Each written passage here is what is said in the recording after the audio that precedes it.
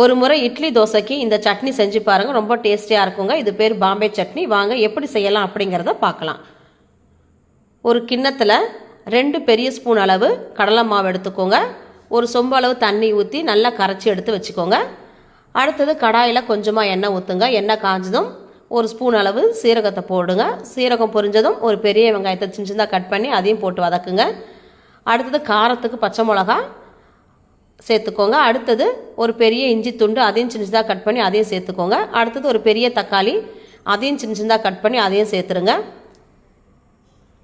அதுக்கு அடுத்தது ஒரு 1/4 ஸ்பூன் அளவு பெருங்காயத்தூள், மஞ்சள் தூள், கரம் மசாலா, அடுத்தது கொஞ்சம் கருவேப்பிலை இது எல்லாத்தையும் நல்லா சேர்த்து வதக்கி எடுங்க.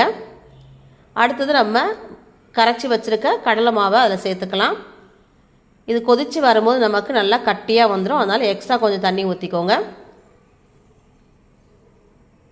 அடுத்தது தேவையான அளவு உப்பு சேர்த்துக்கோங்க. ஒரு கொதி வந்தவுடனே ஒரு கைப்பிடி அளவு கொத்தமல்லியை சின்னதாக கட் பண்ணி அதையும் சேர்த்துக்கோங்க.